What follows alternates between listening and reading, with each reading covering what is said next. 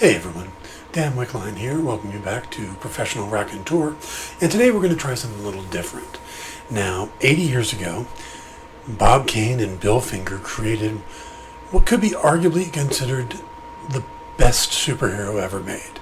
And I say arguably because as soon as you say something like that, someone's going to want to argue with you. Anyway, Batman, of course, that's who we're talking about, the Dark Knight, the Caped Crusader, any name you want to give him, Bruce Wayne.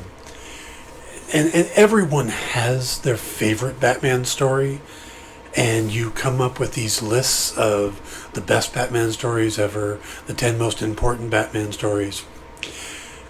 And I wanted to do something a little different, because I'm a different type of person. I'm a professional storyteller. So I wanted to look at what are the most definitive Batman stories when it comes to who the character is. Who is Batman? How could we give somebody, say, a half dozen stories and say, this is Batman. You're going to know who this character is after reading these entries. So that's what I'm putting together here. Now, what I'm not looking at are Elseworld stories or future stories that we don't know if they're actually going to happen. So what you're not going to find on the list are stuff like Batman Gotham by Gaslight or Red Rain, and you're not going to find The Dark Knight Returns. And I know that could be considered sacrilegious, but we don't know if that's what the future is. It's just like if we were doing Superman and did Kingdom Come. That's not really definitive of who the character is. So we're going to put that aside, and we're going to look at 6 in-continuity stories, or mostly in-continuity stories. There's one that's kind of questionable, and it's the one that made the list go from 5 to 6, but we'll get to that. So we're going to look at those in depth and just go from this. So these are what I feel are the 6 most definitive Batman stories that will give you the best sense of the character. Now, the obvious first one here has got to be Batman Year One. You have to start at the beginning, and what Frank Miller and David Mazzucchelli did in 1987 was a deep dive into what made a billionaire orphan put on a costume in the first place. But this is more than just a Batman origin story. This is the origin of everything around him as well. You get Selina Kyle, you get Jim Gordon, and it's really the origin of Gotham City itself. In a way, Gotham is the villain that each of the characters have to rise up against. And they, and become their own person. Miller's work on The Dark Knight Returns had to play heavily into this series, of course, because he looked at what the end of Batman was, and then went back and looked at the beginning, and that's an interesting way to look at it. But here we get the building blocks of what everything is the foundation of Batman. This is Year One, and it shows us a Batman before the costume, before the bat signal, and you look at stuff like Chris Nolan's Batman Begins, and how heavily that influenced how heavily Year One influenced that. So you got to look at it that way. And the decision to bring on Mazzucchelli for art was brilliant. Miller is a great artist, but he's very stylized. Sin City works because of his art. But here we want it more stripped down, and the feel of the city and the people in it was a huge part of what makes this series work. Mazzucchelli's style has a real grit and despair to every panel. It's similar to what he did with Daredevil when the two of them worked together there. And this isn't the Tim Burton's gothic style that we got used to with the 80s Batman movies. This is a realistic feeling. It's a street-level hell that is beating the people who live in Gotham. This is the story of Batman finding his true partner, Jim Gordon, and then working together to free the city they both love from the crime and corruption that is strangling it and its citizens. So that is what Year One is, and to me, that's the building blocks of everything that we get going forward on Batman. Now, if you're following continuity-wise, the next place to go would be The Long Halloween. This is kind of the definitive detective story or at least early on. This would be like Batman Year 2 in a lot of ways. And when your character first appears in Detective Comics and you call him the world's greatest detective, you're gonna need some pretty darn good mysteries for him to solve. The Long Halloween is one of the best, and it comes from Jeff Loeb and Tim Sale, and came out in 1996 and 97. Here, the head of Marvel Television and his frequent collaborator take a long look at a year-long early case from the Cape Crusader, focused on a killer who strikes on the holidays. And Loeb does one of the most amazing feats of any writer. He has the ability to take an inane character like Calendar Man and make him interesting. Along with him, you also get time with the Scarecrow, the Riddler, and a retelling of Harvey Dent becoming Two-Face. So, again, this is early on in Batman's career, not as early as year 1, but maybe a year or 2 in, and you're seeing him really using his detective skills, and we're getting a better look at the characters. Now, Sale's art on the series is very distinctive. He's one of those artists that you look at anything he's done and you know exactly who it is. And it connects well to the previous team-up they did of Dark Victory. The story builds on the Gordon-Batman dynamic, and again, in a lot of ways I think Jim Gordon is Batman's true partner. Robin's a sidekick. The Batman family builds around him, but Gordon is the only person who seems to love Gotham the way that Batman does. And this is a good fleshing out of that. And it also kind of builds the difference between Batman and Bruce Wayne. We get to see where Bruce Wayne starts becoming the foppish playboy, and Batman is the Dark Knight, and you see the differentiation. Now, Loeb also does a wonderful job in his books with Sale on building up the crime families in the city, giving Batman villains that aren't all psychological mirrors in colorful costumes. Having them take on the mob, showing the danger sign, the other parts of Gotham City that's not all Joker and Penguin. And at the end of the day, it's a really good mystery and a self-contained story, as you can sit down and read it and not have to worry about knowing everything else about Batman. It's another one that you could go year 1, Long Halloween, and you're well on your way to understanding Batman. It would also make a great animated movie. Now, this is the one that made me change it up. Originally, I was going to do the Definitive 5, and there was one story that I just kept thinking, it doesn't fit. And that's The Killing Joke. Because it doesn't really feel like it builds Batman as much as it builds the Joker.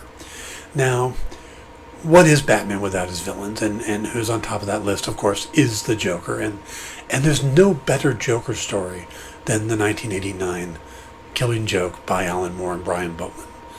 That's flat out truth there. And this was a game changer in that not only did it up the ante of the villains and the level of damage that they could do, but it also played it played heavily with the psychological aspects of the characters involved and the idea that anyone is one bad day away from becoming the Joker. And that right there is why it made the list. It just showed the psychological edge, the sword's edge between Batman and Joker. Now, the Crown Prince of Crime here wanted to prove that by kidnapping Jim Gordon after shooting his daughter Barbara in front of him, that he could break him and then that he could make him into somebody like himself. And, unlike Death in the Family where the Joker kills Jason Todd, Batgirl was a character that fans loved, and suddenly she was gone. Barbara Gordon wasn't gone, and that was probably the best thing that came out of it. And even though I think in a lot of ways Alan Moore didn't see this as being in continuity, DC took the injured Barbara Gordon and built her and grew her as a character into Oracle, and made her so much more than just a girl running around in a costume that's derivative of another hero. She became the backbone of the entire Bat family, and it grew outside of that either, where she was working with every hero. She became the hub of the DC universe. And that was something that started here. So it may not be in continuity according to Alan Moore, but DC made it in continuity by what it did going forward from it. And the whole idea of that you're one bad day away. And that was carried off into the Christopher Nolan movies as well. Now, I gotta tip my hat here to another series. So, Denny O'Neil's and Neil Adams' story, The Five-Way Revenge, took Joker from being the silly gag guy and made him a serious villain. And there would be no Killing Joke without that story. So O'Neill and Adams need to be included in this because of that. But The Killing Joke just fought its way onto the list because of the ramifications that fell from it and how it changed the Batman universe drastically.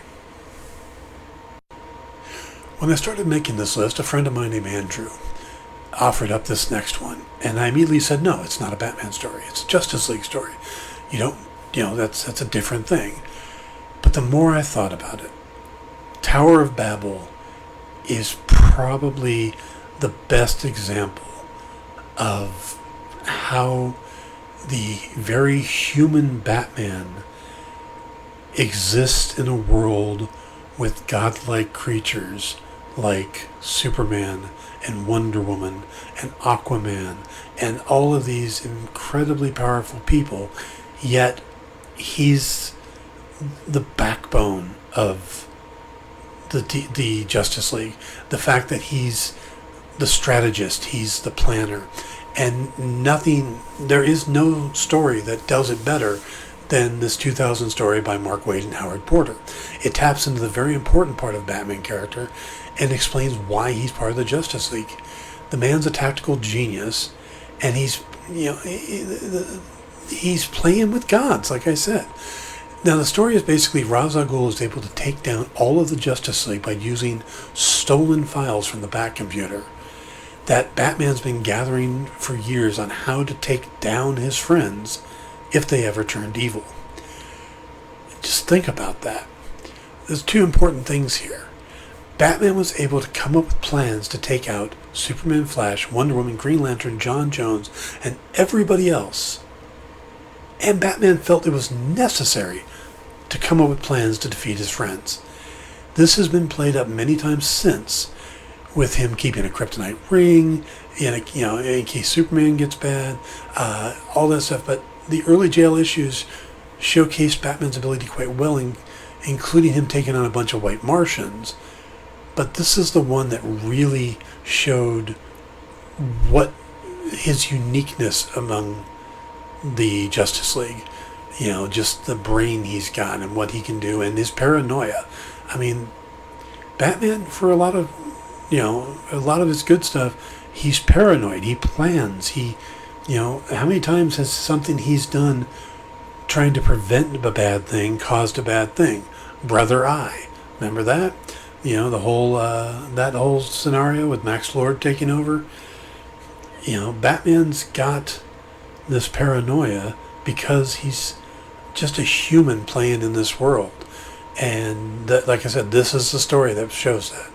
And that's a major part of the character. Now for me, the quintessential Batman story is the 2002 and 2003 Hush by Jeff Loeb and Jim Lee. This is a 12-part story, combined Loeb's mystery writing that we've already seen earlier in this list, and one of the most popular artists in comics. And it's telling a story that not only featured most of Batman's villains and allies, but has also introduced a new villain tied to Bruce Wayne's childhood in a unique way. And it also opened the door to the Batman-Catwoman relationship and laid the groundwork for the eventual return of Jason Todd. All of that stuff is now a major part of the Batman comics that we're seeing today. I mean, Batman and Catwoman are an item today. Where did that start? Right here in the pages of Hush. This is the first time that door got opened. And also, this gives us the Riddler finally solving the greatest riddle of Gotham, which is, who is Batman? Now it combines all the elements from the other stories on this list, in that we deal with his early days, in this case, prior to his death of his parents. We get an extremely dangerous villain. We get a fight with Superman and him having to be a tactical genius. And we get the big mystery. Lots of ties to the past. And then you get a mix in of romance and humor, and an appearances by Poison Ivy, Joker, Harlequin, Scarecrow, Clayface. There was Riddler, Killer Croc, Nightwing, Huntress, Oracle, and we even get to see the Golden Age Green Lantern. Now, you could almost call it fan service from a time that there wasn't really. Nowadays with the Marvel movies and DC movies, we have that term fan service. And that's what we kind of get here, in that this just includes everything you could possibly want in a 12-issue series. For all the guest appearances, it really focuses on everything, but it really gives you all the best elements of Batman, and that's what I think it is. And like I said, to me, this is my favorite Batman story. So I think Jeff Loeb probably just sat down and thought, wow, I get to make Jim Lee draw whatever I want. I know, let's have him do this and that and this and that. So Hush, to me, is one of the best. And my final entry on this list goes to the Scott Snyder and Greg Capullo 2011 run, Court of Owls. Now, this is probably the most recent entry on the list. And what makes this book unique is that while it does some of the same things as Hush, adding new elements to Bruce's past, it focuses more on the city of Gotham's past as well. And the Batman we have here is post-Rebirth. It's the more mature father figure to the Batman family. And like some of the other stories, it brings a handful of classic villains, but here we get a conspiracy of wealthy people for the bad guys and their henchmen, the Talon. Now, this is a modern-day Batman with his family at his side against a modern-day threat. And while many books go back and tweak characters' origins, Snyder is able to make these huge changes without really changing the core of the character. Loeb basically built on a sunroom with Hush, not really changing the structure of the house. Snyder, on the other hand, showed us that there was an entire sub-basement we'd never noticed before. It's a fun series that adds a lot of depth to an 80-year-old character. And it plays on it with a Batman that is much advanced over any of the other entries on here. And maybe that's something that needs to be addressed in this list, a connective piece, but so much has changed with Batman after Grant Morrison's R.I.P. run, Batman Incorporated, that, it was hard to pin down some of the more recent stuff, but I thought Court of Owls was probably the best end result of all the changes and gives us the newest Batman, or the latest incarnation of Batman, the mature Batman that we're getting now. So that's why Court of Owls made the list. Well, that wraps up our list. Now, there's a couple of other stories that I should probably mention. There's the Steve Englehart, Marshall Rogers, like the Laughing Fish and the run they did. There is the Morrison and Dave McKeon, Arkham Asylum, A Serious House on a Serious Earth. That's a great story, but it just felt a little too far outside for this list. And of course, there's the O'Neill and Adams Ra's al Ghul stuff. Now, you could just add to this list and add to this list, because there are some great Batman stories out there. But in coming up with just a half dozen definitive ones, to me, these were the ones that best showcase the character from his early days to where he is now, from the Bruce Wayne who comes back and doesn't know what he's doing, to the mature leader of the Batman family. These would be the 6 stories I would sit somebody down with and say, here you go. Here's everything you need to know about Batman. And then once you're done, let me know what you like the best, and I'll fill in from there. So I hope you guys like this list. I plan on doing more. I'll probably do a Superman one, some other characters, also some of the Marvel side. I don't want to play too many favorites. If you like what you see here, do me a favor. Hit the subscribe button for any upcoming videos. Hit the like button. Tell your friends, all that stuff that'll help me get a little more attention here. So thank you all for tuning in, and have a great week.